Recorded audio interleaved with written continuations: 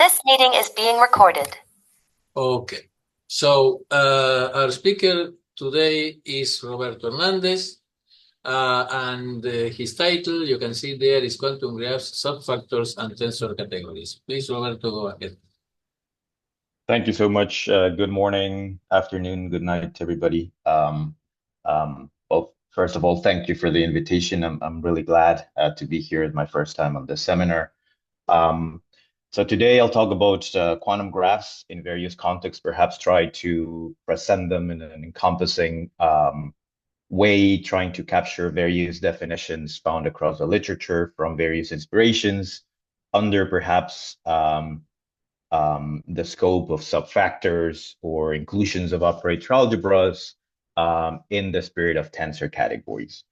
So what I will speak about is joint work with Michael Brannan. I'm listing here the archive identifier number.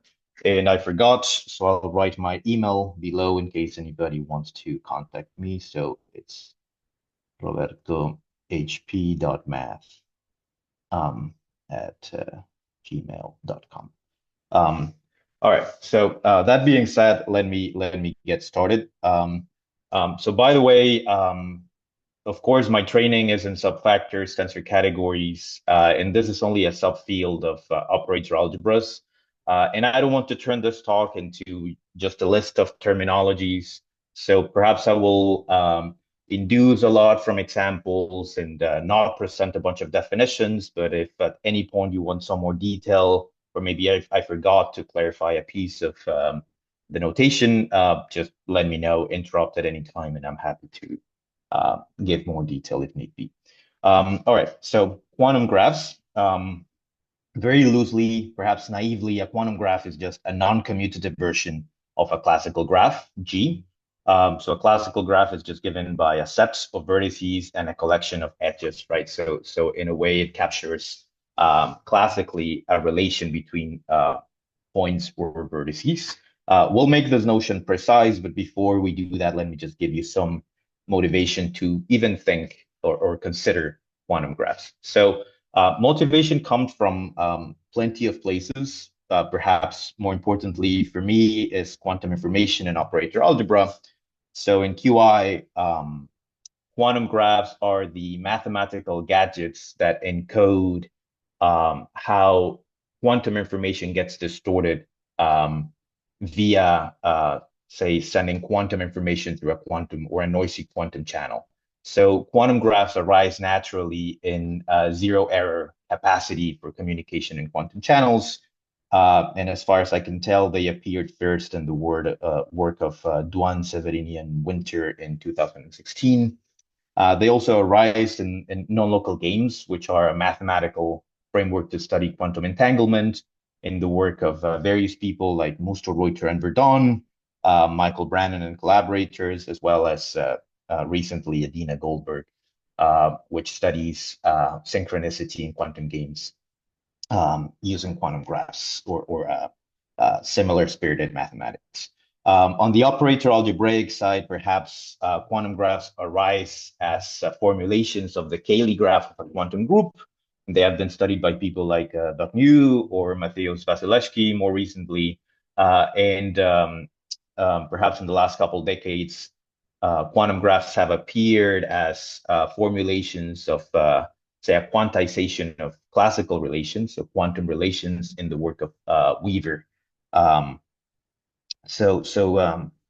There's a lot of perhaps disconnected motivation to think about quantum graphs, hopefully, and part of the goal today will be to encompass all of these in an overarching unified framework.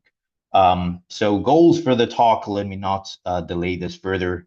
I'll state a couple theorems, which hopefully I will make clearer and clearer as the talk progresses. So the first theorem that we put in our paper, loosely speaking, says that every quantum graph comes from some subfactor.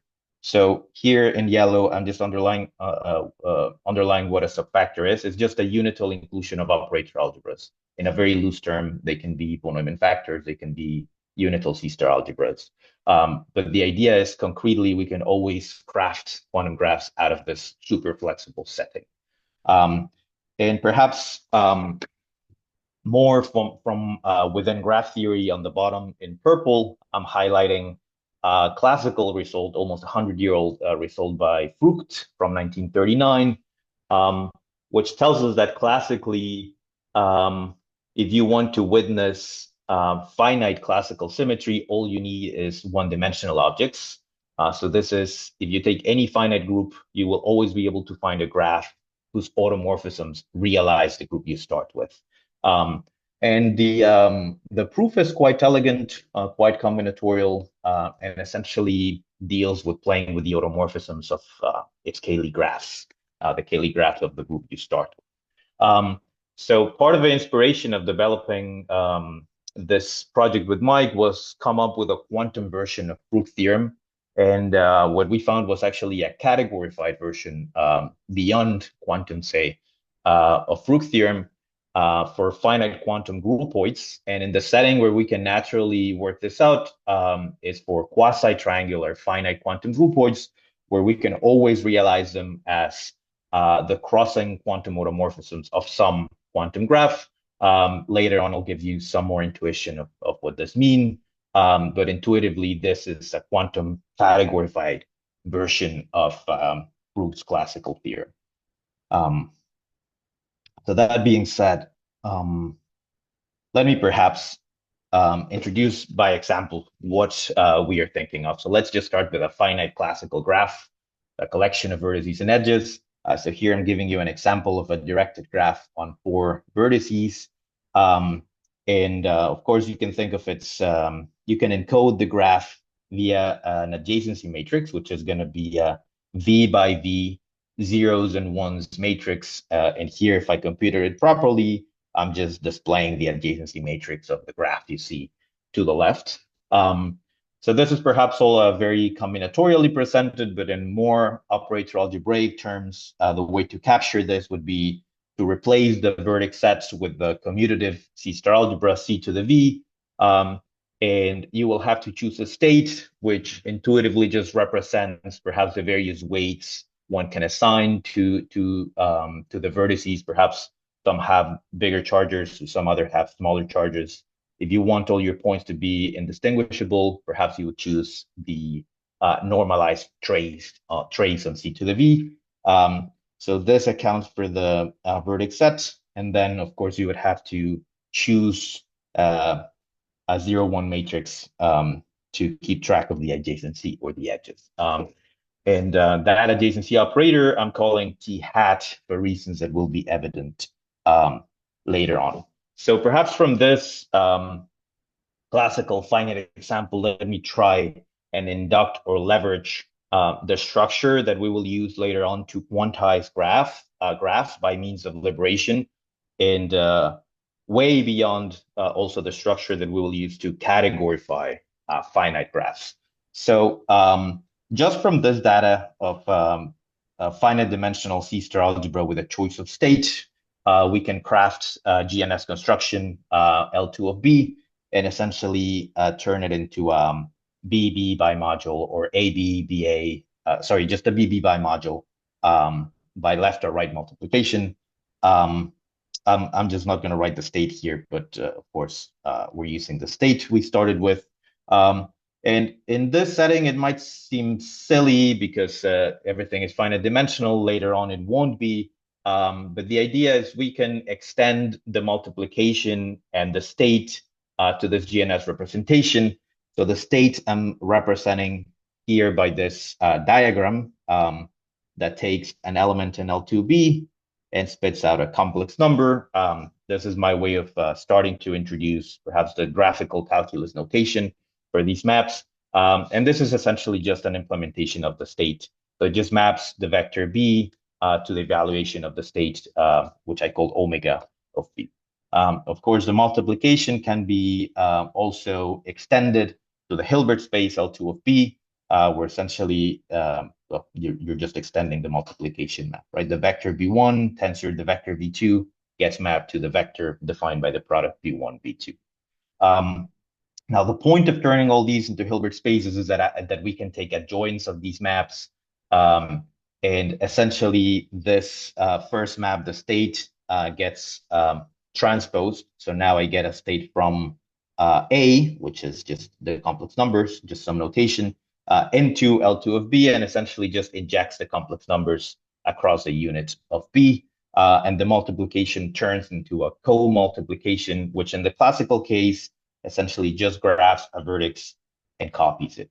For perhaps a general non-commutative C-star algebra, this co-multiplication will be more complicated, but with C to the V, this is explicitly what we would see. So what this leaves us with is Q, which we will call a Q system or a Frobenius algebra. And the data we need to define it is just B with its state, which I'll typically omit. The multiplication, the co-multiplication, the unit, and the co-unit. So what we get here is an associative unital algebra and a co-associative co-unital coalgebra simultaneously. But we get a bit more structure in terms of the compatibility of multiplication and co-multiplication. So for instance, here on the middle line, I'm composing the multiplication with the co-multiplication map and showing above diagrammatically what that means. And we have a bunch of compatibilities, essentially just saying that the co-multiplication is a BB by module map. That's what all these equalities entail. And moreover, we get that if we compose co-multiplication first and then multiplication diagrammatically would look like that on the bottom. And we can always reduce that diagram to perhaps a multiple of the identity. And this scalar delta, and in this finite dimensional context, these Q systems or Frobenius algebras are named as delta, or appear called delta forms in the literature, say in the work of Bonica and collaborators. So Q systems are simply generalizations of delta forms, if you're accustomed to that language.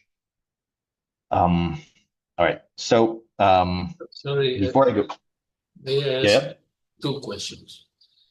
One is whether your adjacency matrices always have zeros and ones. Exclusively zeros and ones. And the other is whether, I mean, you are eight, so there is this sentence that I recall from talks about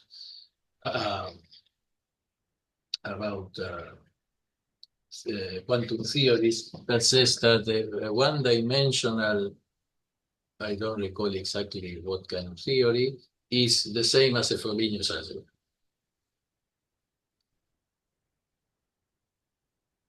So for your first question, whether all my adjacency matrices will be zeros and ones, in general, no. For commutative finite dimensional Q systems, yes.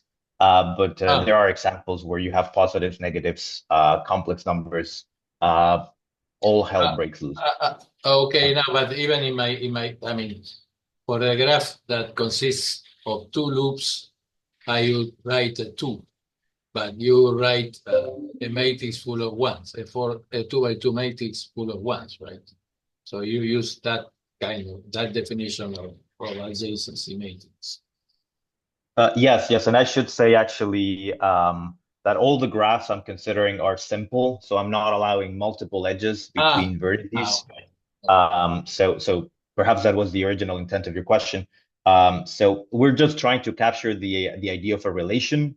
So for that, we just restrict to simple graphs. We allow buckles or self loops on every vertex or none, but no multiple edges between vertices. And for your second question, sorry, but I don't think I quite got it. Would you if it's important, would you mind repeating the question?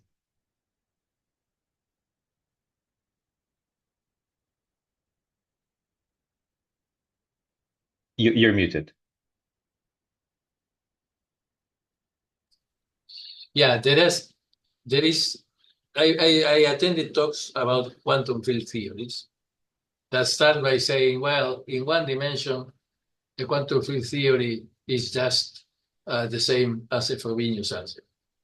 And then they go on to higher dimensions. And since you mentioned, and talk about quantum things, you mentioned the Frobenius algebra, I thought, well, then this is coming up. That was my question, whether I should be thinking about that. Right. You can.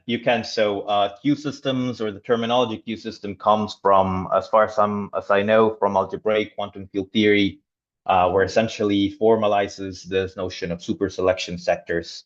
So it does arise from quantum field theory, and essentially they look like what you're seeing right now on the board. So these are perfectly legit examples of quantum systems you could define quantum graphs over perfectly well. Okay, thank you. All right, thanks for the question. All right, so coming back to Q, which I'm just using as a symbol to recollect all this data, multiplication, commultiplication, and whatnot. The magic of a Q system is that it's endomorphism algebra. Well, it's an algebra under composition, just the usual composition of maps, which, by the way, I'm depicting by black boxes, right? So S1 is just a function from Q to Q, and as a function is just a black box with a domain and a range. This is just the graphical depiction for it. But the Q system structure actually affords you a second multiplication, a second associative structure on the endomorphisms of Q, which I will denote by this star multiplication, and it actually corresponds to the convolution operation, say in group rings and whatnot. I'll give you some more details in a minute, but what I want you to retain is that endomorphism algebras of Q systems have two different algebra structures. So perhaps a bit more graphically, the composition of two maps, S1 and S2, graphically is just the stacking, which is, again, the black box that composes S1 and then applies S2. And the convolution just graphs the two maps, S1 and S2, and composes the multiplication and the co-multiplication and gives you back another endomorphism of Q. And if you don't like the pictures, I'm giving you the formula below, which is there's an obvious one-to-one translation.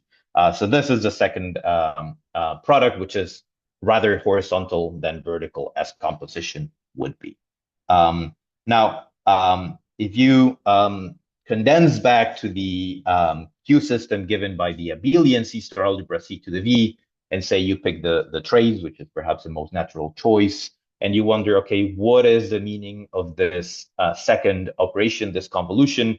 So you have V by V matrices, and the convolution product is just the entry-wise product of matrices. So it just recovers, well, it's just the point-wise product of functions, say. So the ijth entry of the convolution is the product of the ijth entry of the individual matrices. So this operation is really useful for us now because since we're looking for a way to abstractly present or abstractly characterize those V by V matrices, which only consists of zeros and ones, they come for free as convolution idempotents. I saw a question on the chat. Symmetric monoidal functors from... All right. Yes, correct. Thank you so much. All right. So 0, 1 matrices in the classical finite case correspond to convolution idempotents. So with this in mind, we can define a quantum graph to consist of a Q system, Q, which essentially now I'm starting to write down as an inclusion of the complex numbers inside of B. It's the same thing as giving just a finite dimensional C-star algebra B with a faithful state omega. I'm writing it as an inclusion because later on it will become more comfortable. And at the end of the day, a state is a conditional expectation down to the complex numbers. So it's indeed a unital inclusion of C-star algebras. And to register the adjacency data, I just pick convolution idempotent inside the endomorphism algebra of P. So this is just a quantum set, which is a Q system, together with a convolution idempotent, which keeps track of the connections or the connectivity between the vertices. And here we will take a conceptual leap, and with this definition, perhaps let me still display it. Let me now introduce categorified graphs, which generalize quantum graphs. And another way to talk about them is as C equivariant quantum graphs, where C is a unitary tensor category. Now, I won't give you a definition of what a unitary tensor category is. Perhaps I'll give you a bunch of examples. What you should think of a unitary tensor category is as the mathematical object that records discrete quantum symmetry. So it's a generalization of a discrete group. So just to give you some examples, if gamma is a discrete group, you can write it as a tensor category simply by looking at gamma graded Hilbert spaces. And another example would be if you take a compact group or even a compact quantum group, you can look at its representation category. So a unitary tensor category has the same structure as the representation category of a group would, in the sense that you can add representations, you can take sub-representations, you can tensor them, you can take conjugates, you can take direct sums. So essentially playing with a unitary tensor category is doing representation theory, perhaps without the vector spaces. Just to give you a familiar feel. And in this generality, we define formally what a C equivariant quantum graph is, simply by taking a Q system, which plays the role of the vertex set. Now it's a C equivariant set, together with a convolution idempotent T hat, which now lives in the internal endomorphism algebra of the Q system Q. Right now, this looks very abstract, nonsensical, but eventually we will come down to the concrete world where we're not just doing category theory, but we can actually work this all out using operator algebra. Before that, perhaps let me expand on a couple examples. So the most fundamental tensor category is that of finite dimensional Hilbert spaces, as I mentioned, and essentially is everything you can generate algebraically from the complex numbers. You take direct sums, you take products, tensor products, you take conjugates, you take intertwiners and whatnot. And if you want to encapsulate all the Q systems in this tensor category, as we said before, this recovers all finite dimensional C-star algebras with a choice of faithful state. So in particular, if you look at an abelian Q system, this is C to the V for some finite set V. Well, a quantum graph will just be the 0-1 matrix, or a choice of 0-1 matrix as we saw, and this corresponds to a simple finite classical graph.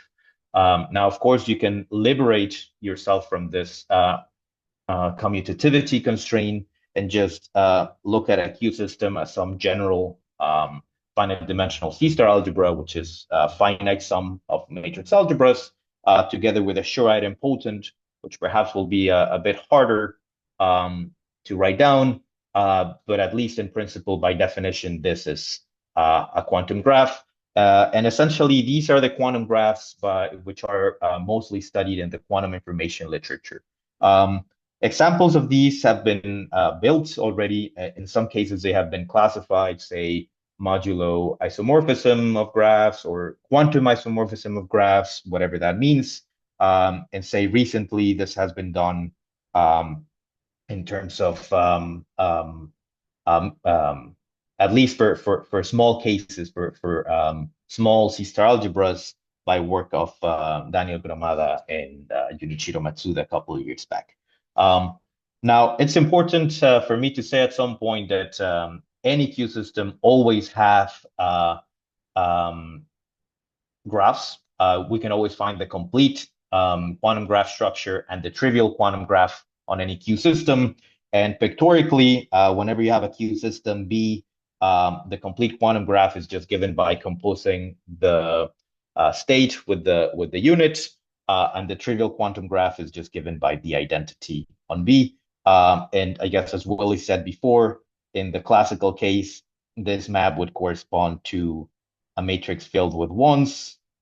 And in the classical case, the identity just corresponds with a completely disconnected graph with buckles at every vertex. So these things are always available. They always exist. So any quantum set hosts the structure, various structures of quantum graphs. Of course, a more interesting problem would be to find more interesting connectivity on a given quantum set. And perhaps that would be one of the questions that we will attack in a minute. But perhaps for the sake of concreteness, let me keep giving some examples. And by the way, I want to make a side remark, a bit of an advertisement. So if you look at these Hilbert space equivariant quantum graphs, these finite dimensional quantum graphs, there seemed to be a relation with quantum topology. So back in the 90s, in work of Kaufman and Cooperberg, they realized that underlying some of the quantum invariants discovered at that time, like the Kaufman polynomial, the Jones polynomial, there are some classical super regular graphs underneath. What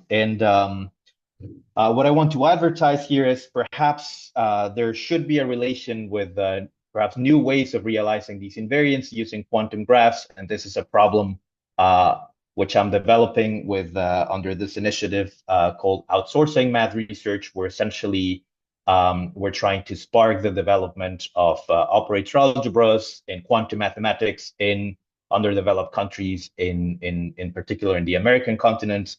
So right now I'm working with undergrads from Mexico, Colombia, Costa Rica, trying to induce them into this field.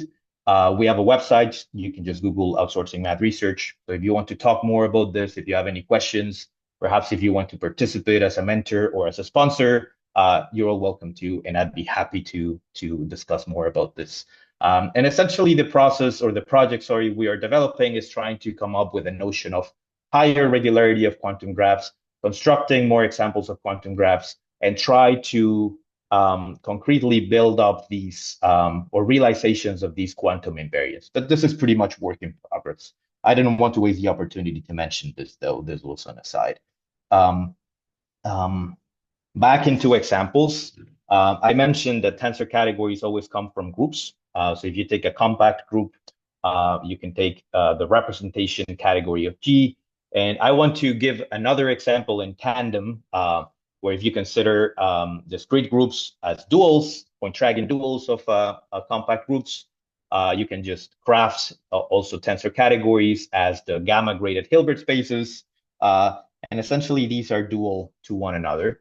On the top, on Rep G, if you want to interpret concretely what Q systems are, well, these correspond to here, to finite dimensional G C-star algebras with G equivariant chosen states.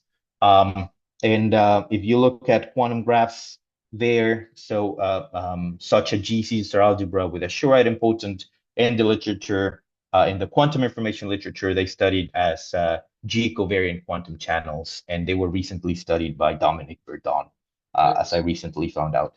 So sorry, the G, as in G algebra, you mean an algebra with an action by automorphisms, not a graded, a G graded algebra. Correct. Well, correct. Okay. Correct. Above is a finite dimensional C-star algebra with a G action by automorphism. That's correct. I have a question. I think I missed this, but how is the definition of a Q system related to the structure of the category? Essentially a Q system abstractly, thank you for the question, is just an object in a tensor category together with a multiplication map, which takes the tensor product of Q with itself and lands in Q. We cannot really talk about elements or talk about this as a function in full abstraction, but it's just a morphism in C. And then there's a unit which includes, say, the unit of the algebra in the Q system, and all the graphical compatibilities that I drew hold for these operations. So you can also find an adjoint which goes the other way, and an adjoint of the unit which goes the other way, which satisfy the Frobenius identities and the delta form identity. So in the graphical calculus, these are pretty cheap, 2%, if this answers your question. Okay, so there's some kind of algebra objects in that category with some Frobenius conditions. That's exactly it. It's algebra objects with a properly chosen states. That's what they are. Thank you for the question. Okay, thanks. Hi. Now, on the bottom, back to gamma-graded Hilbert spaces, the Q systems simply correspond with the subgroups of gamma, lambda subgroup of gamma, together with cohomology data, which for now we can just forget about. If you take, for instance, a Q system, so a subgroup and a generating subset, playing with this formalism of convolution idempotents and this duality that I'm highlighting, essentially in this category, you can recover the classical notion of a Cayley graph as we know it from kindergarten. So these are all pretty familiar connected contexts. All right, so good for examples. We have been concrete already. Now the question is, where do convolution idempotents come from? How to find them? And the insight here comes from subfactors, perhaps I wrote, but it's really the relation between all these concepts: subfactors, tensor categories, idempotency in this horizontal way. But truly, the operational insight comes from subfactor techniques. So just for starters, let me list a couple of facts. I promise that this is not just category theory or not just abstract nonsense. My first claim is that every tensor category is concrete, and this you can find in my work with Michael Hartglass from 2020, based on work of, well, starting from reconstruction theorems from Popa, Shlekhtenko, Guionet, Jones, Dave Penny's, a bunch of people. So I'll just cite this one work, and you can follow the references therein. But the idea is that all these tensor categories, you can always pretend that live in a category of bimodules over a unital, simple, tracial C-star algebra. And you can do this in various flavors. You can do this using C-star algebras. You can also do this using 2-1 factors, for instance. And this category turns out to be that of finitely generated projective AA bimodules. Perhaps not the most familiar context for everyone, but since this is a non-commutative geometry seminar, just to give you a feel of what these things are, well, this is essentially doing K-theory, so playing with K-naught of the C-star algebra, where essentially you construct from looking at projections and all these finite matrix amplifications. So this bimodule category is essentially, this is not completely right, but perhaps almost right, is just essentially endowing the K-theory with a ring structure. Of course, you have morphisms and whatnot, but just for starters, a bimodule category is just perhaps K-naught viewed as a ring. So this is also familiar, I hope, a familiar context. I have a question. Yep. Where does the C-star algebra come from? So if you just start with a tensor category, then you seem to be able to embed it in some endomorphisms on some C-star algebra. And yeah, so where does this C-star algebra come from? Right. So in general, it won't be endomorphisms of a C-star algebra. It will perhaps just be bimodules, which are some weakly invertible endomorphisms. Sure. This is an elaborate construction. So A is built from the morphism spaces of the category, which are a collection of C-star algebras. And the construction is rather planar algebraic, diagrammatic, relying on free probability ideas and techniques. So it's a bit elaborate, but it's crafted from the data of the tensor category. And actually, you can say quite a bit of stuff about A. You can compute its K-theory. it's actually exact. It's separable if the category is countably generated. So A is really here. Maybe I should just say that A is constructed directly from the category. It's a hands-on construction, but it's elaborate. So I won't say much about it. So there is your C star category. Sorry, go for it. No, there is a very old theorem in the totally algebraic setting by, I think it's Eilenberg-Watts theorem, that tells you that Right. the category, abelian category satisfying certain conditions, including having a single projective generator, is isomorphic to the category of Modules modules of the of some ring, and the ring is the endomorphisms of the generator. So, Okay. I mean, I would, the first thing when you state this, the first thing that comes to mind is that A must be some endomorphisms of some object, which is distinguished object, like for some reason. Right. So, I mean, so in this case, the tensor category is a C star tensor category. So the endomorphisms of the unit object in the category is a C star algebra. Is that correct? Right. Yeah, you caught me Okay. here. So here I'm sweeping a bunch of things under the rug. I'm talking about unitary tensor categories. So actually I don't need to do this. So yes, the endomorphism algebras are C star algebras. But say for the sake of today, let's assume that the endomorphisms of the unit are the complex numbers. Sure. So we're playing with a Instead of valuable C star. planar algebra. Yeah. Okay. All right. Sure. All right. Thanks. Yeah, no problem. I'll speed up a bit. I guess the first fact is an effort to make categories concrete. The second is an effort to make Q systems in a given category concrete. And the lemma here is that C star algebras are Q system complete. And this is perhaps the philosophy we embraced in this paper with myself, Quan Chuan, Corey Jones, and Dave Pennies a couple years back. So essentially, if you want to characterize or to realize concretely Q systems in a given category, this is equivalent to looking at extensions of your coefficient algebra A. So these are subfactors of the form A inside B with a faithful expectation in such a way that if you view B as a Hilbert C star module, turns out to be finitely generated and projective over A. So Q systems in a category correspond to finite index subfactors supported on that original category. So essentially, we can replace Q systems in the abstract by concrete inclusions. This correspondence is also a concrete realization, is a concrete construction.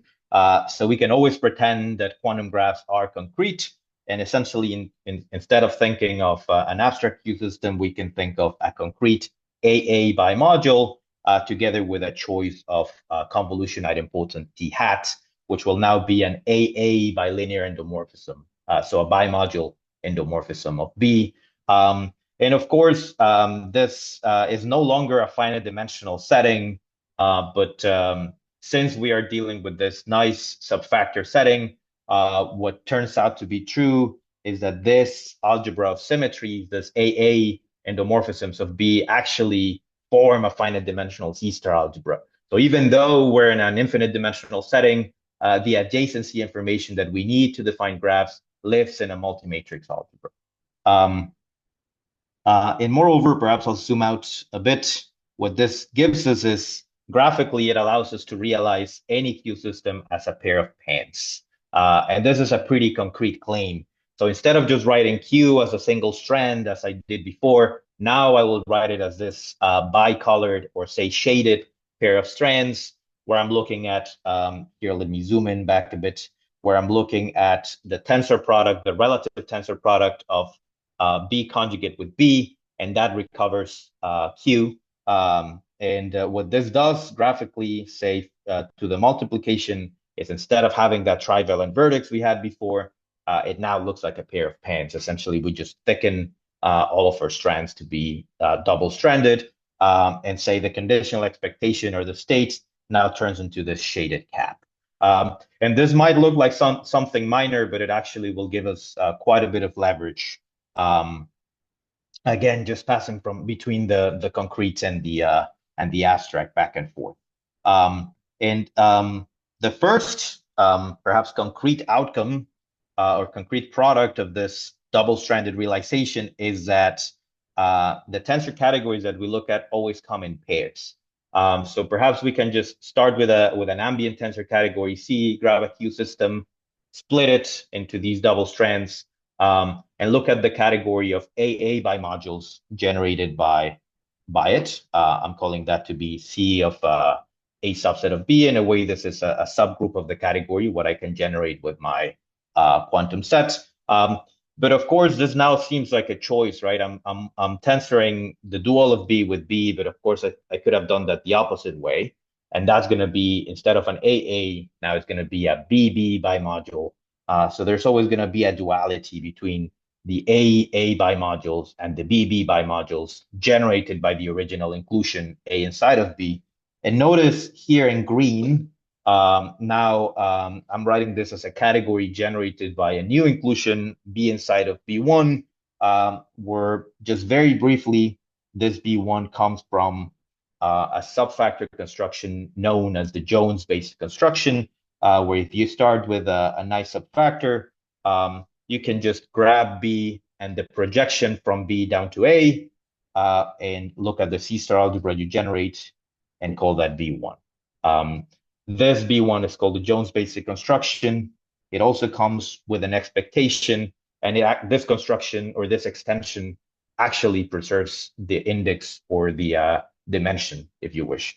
So the relative dimension of B with respect to A is the same as the relative dimension of B1 with respect to B. So this is quite a useful, beautiful construction that just appeared apparently out of the blue.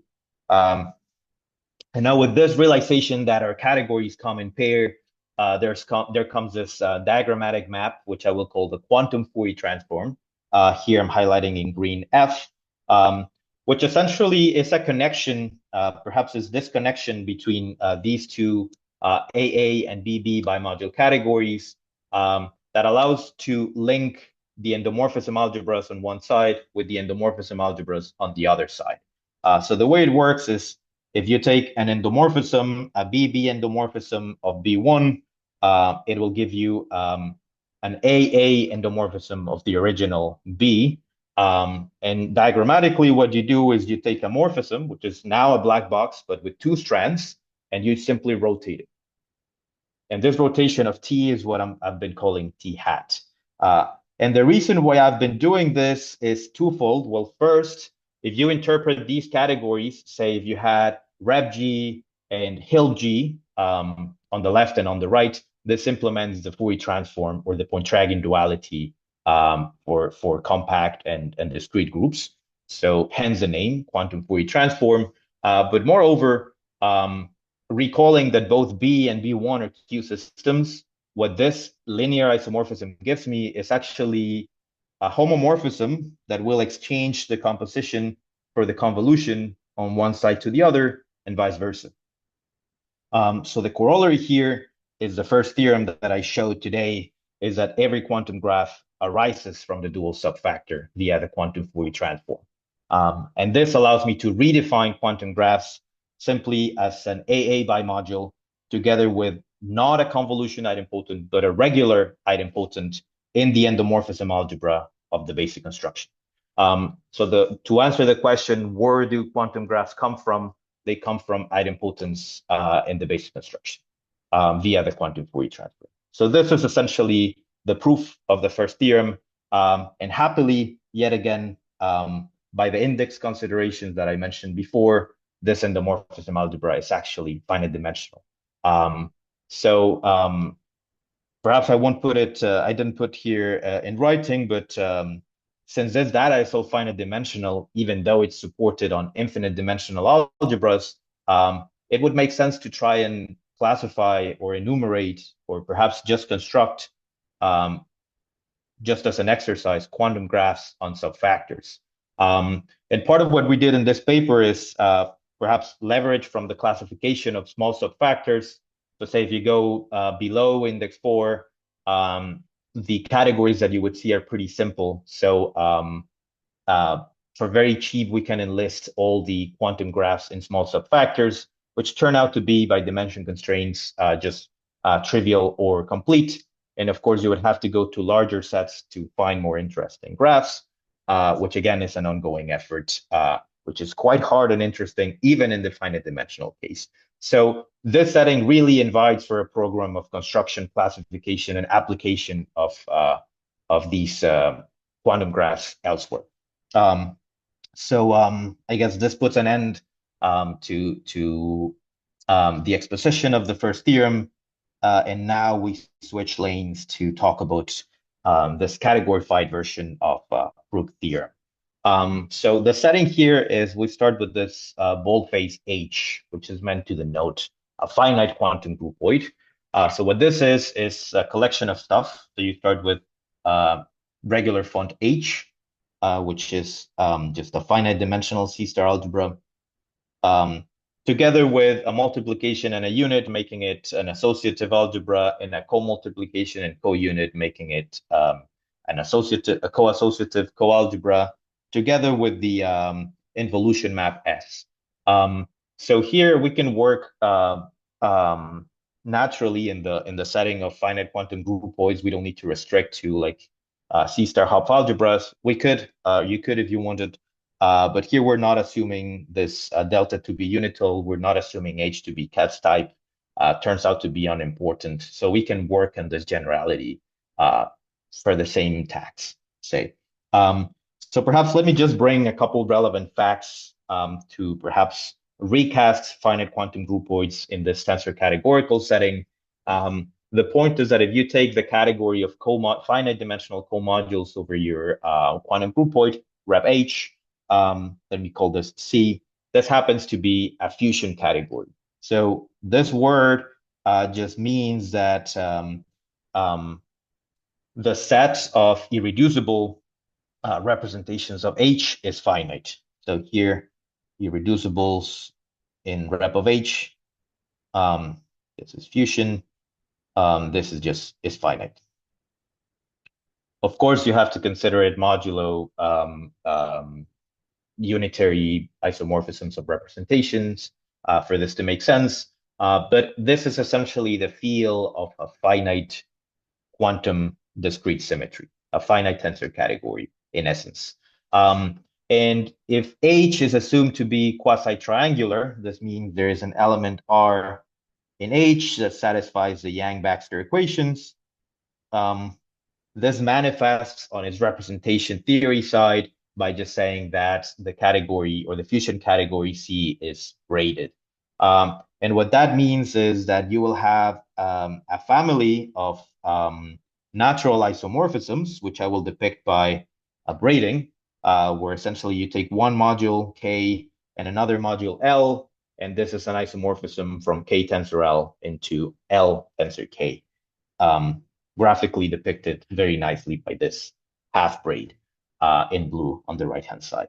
So the focus on quasi-triangular finite quantum groupoids boils down to working with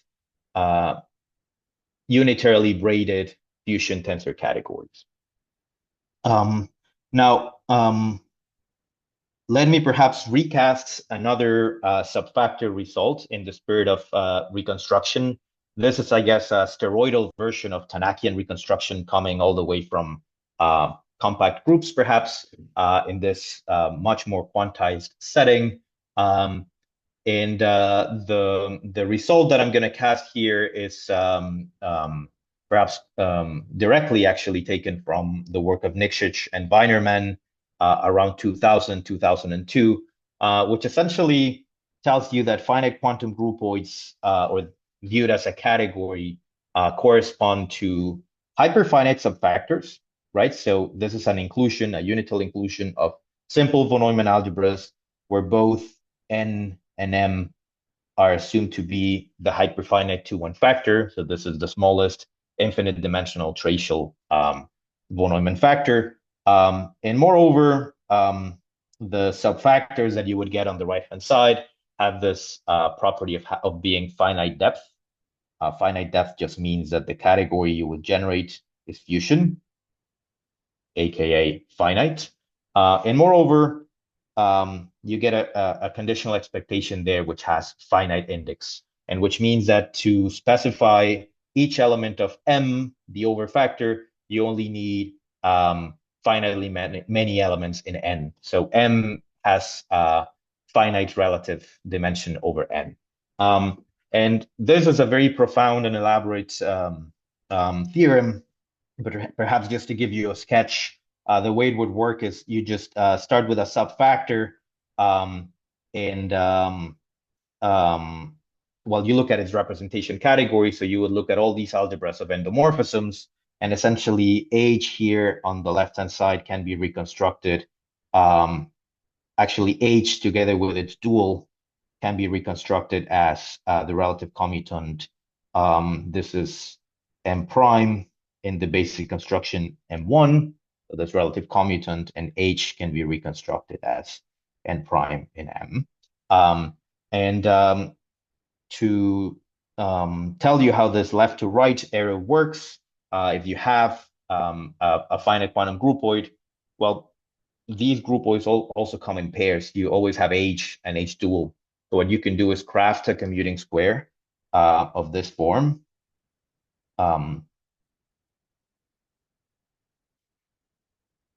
H prime, you have H. This is a commuting square in the sense that you have conditional expectations along all the inclusions which are compatible. And then you can do the basic construction to the right, and you get an inductive limit, hence the hyperfinite subfactor, which essentially limits into this subfactor and inside of M.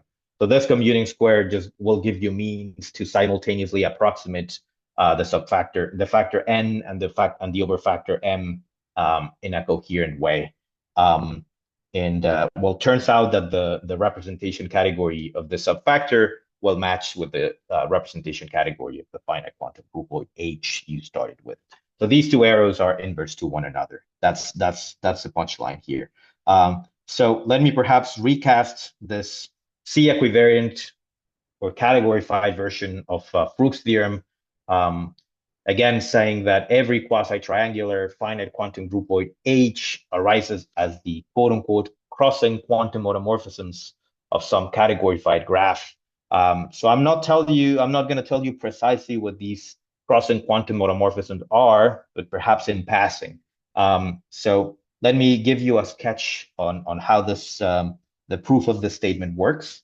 So the first step is, well, you fix your finite quantum groupoid, and by the work of Nixitch and Weinerman, this reconstruction work, you can capture the representation category of H into the category generated by some subfactor constructed from this commuting square construction. And essentially, you would have to be looking at the dual subfactor M inside the basic construction. By the way, I should say that this proof is in a substantial amount a categorification of Frucht's original combinatorial proof for his classical theorem. So the graph you would consider here, G, is the complete quantum graph on the subfactor. So this is the Cayley graph of this finite quantum groupoid. And the adjacency matrix here, and this actually holds in general, is the Jones projection. So the projection from M down to N is actually the adjacency matrix of the complete quantum graph. So all that concrete and abstract nonsense helps us here, because we can always write down a complete quantum graph of a subfactor canonically using the Jones projection. Now the next step is to use this R element to induce a unitary braiding beta on this subfactor category M inside of M1. The key point is, well, now that we know that this subfactor category is actually the representation category of the group, all we would have to do is link it to a meaningful category of graph automorphisms or quantum graph automorphisms of G, my complete quantum graph. And the point here is, of course, there is a notion of automorphism of a graph. Say it's going to be a map F that goes from Q to Q, that commutes with the adjacency matrix, right? So you would want to see something like this in the classical setting. In the quantum setting, what this becomes is a two-wired map F, where on the one hand you have your Q system, and on the other you have some module. And the way to think of this is an isomorphism that's entanglement enhanced or entanglement assisted. So this is just a random function in a way, and the compatibility essentially just demands that the adjacency operator can float through that map. So the key fact here is that the braiding automatically, canonically, for free, by its naturality, if I take M1 to be my Q system, well, the adjacency matrix will be able to freely float up and down that crossing. And so the braiding gives an example of a unitary adjacency preserving quantized endomorphism of G. And the point here is, just by forgetting the braiding here and remembering the entanglement resource, the forgetful functor gives you an equivalence with the original category C, which in turn is tensor equivalent to the representation category of H. And this completes the proof of Frucht theorem. And that's everything I wanted to say. Thank you so much for your attention. Okay, thank you very much for your nice talk.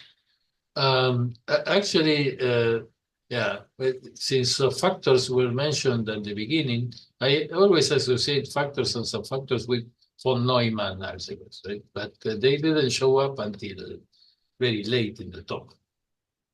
Yeah. So you even mentioned that this A algebra, which was, I mean, yeah, which, so you realize the category as a category of bimodules over this algebra, and you said that in good cases it was even separable. So no von Neumann there. Yeah, it surprised me a bit. Right. And I think the reason why is, well, typically, I guess historically, tensor categories are more associated with subfactors or invariants of subfactors. So these are the so-called standard invariants of subfactors, casted in this particular way, and perhaps only more recently we've seen this appearance of search for quantum symmetry in the topological setting. But the fact that one can change between C star and W star algebras really comes from the fact that underlying all of these are, well, it's a way to say it is the underlying gadget has always been a tensor category, or perhaps just this formalism of an inclusion of operator algebras, which I guess brings me back to the tensor category. Yeah, in a way, von Neumann algebras are not super essential here. I should say, for instance, that perhaps if you want to recast the quantum relations from Weaver and Cooperberg as well, well, they worked in a pretty von Neumann algebraic setting where you play with bicommutants, and of course, things become more comfortable than just playing with C-star algebras.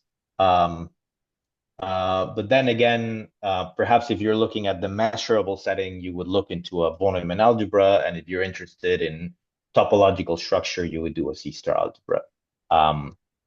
But yeah, then it would be more a matter of choice or taste. But you're right. Okay, and yeah, so there are so in my country there are people. There are a lot of people working on tensor categories and fusion categories, but they are pure algebras. So is there any connection with the pure algebra guys working on this? Yeah, very much so. So well, I guess in South America, I'm more familiar with the school of Cordova, people that play with Hopf algebras, fusion categories. Yeah. Um, That's what I was referring to. Yeah. Right. So perfectly well, for instance, you can just take this voltphase H here to be a quasi-triangular Hopf algebra, and all this works out. They're also interested in these particular types of tensor categories called modular tensor categories, which also arise in various flavors of quantum field theory and quantum computation. So those are examples of finite quantum groupoids, actually. So essentially, one could talk about quantum graphs even at that algebraic setting, and those would just give you examples of categorified or quantum sets, which perhaps would not be visible just by looking at Hilbert spaces. Yeah, that was about to ask about that. I'm working algebra and Hopf algebra, and how important is the hypothesis of P infusion? For example, I'm thinking about the small quantum groups, so they are not semi-simple, and they are Hopf algebras. So I'm wondering if one can associate to this small quantum group some quantum graph. Yeah, I guess you would be dropping the C star or the unitarity assumptions from the categories, and Yes.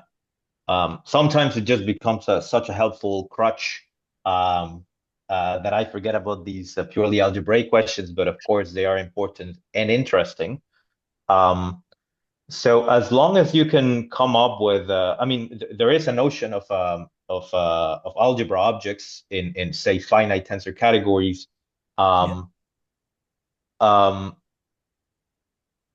There is probably a notion of a Q system there. So in a way, a Q system is a finite dimensional algebra object. So as long as you can make sense of that, you could perfectly well speak about convolution idempotents and then talk about quantum graphs there. But you need the semi-simplicity of the category. I mean, if you tensor two things, then you're assuming that it decomposes in simple things or things like that. I guess for the sake of, say, if you would want to enumerate the quantum graphs, or if you want to get, okay. But I mean, you can perfectly well perhaps talk about non-semi-simple quantum graphs. I wouldn't know what that would mean explicitly, but superficially, it seems to me that you can perfectly well make sense of it. As long as you have, I mean, I'm talking about C star Frobenius algebras, but you can perfectly think of just Frobenius algebras, where perhaps the co-multiplication is not necessarily given by the adjoint of multiplication.